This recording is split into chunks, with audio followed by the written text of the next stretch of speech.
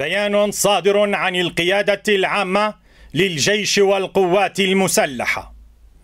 أقدمت الولايات المتحدة الأمريكية عند الساعة 3:42 فجر اليوم على ارتكاب عدوان سافر استهدف إحدى قواعدنا الجوية في المنطقة الوسطى بعدد من الصواريخ، ما أدى إلى ارتقاء 6 شهداء وسقوط عدد من الجرحى وإحداث أضرار مادية كبيرة.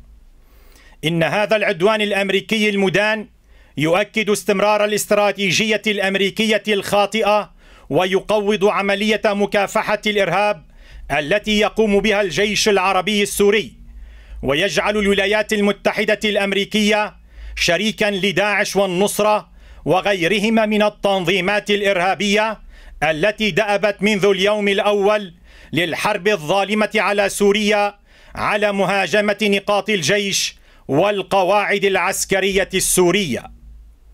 إن إقدام الولايات المتحدة الأمريكية على محاولة تبرير هذا العدوان بذريعة استخدام الجيش العربي السوري للسلاح الكيماوي في خان شيخون دون معرفة حقيقة ما جرى وتحديد المسؤول عنه من شأنه أن يبعث برسائل خاطئة للمجموعات الإرهابية تجعلها تتمادى في استخدام السلاح الكيماوي مستقبلا كلما تعرضت لخسائر كبيرة في ميدان المعركة.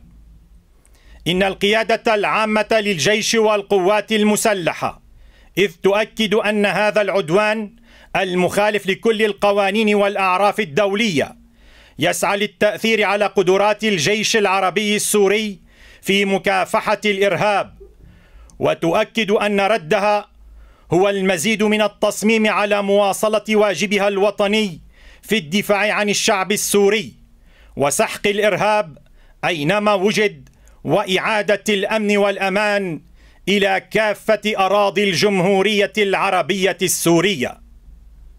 دمشق في 7 شهر نيسان لعام 2017.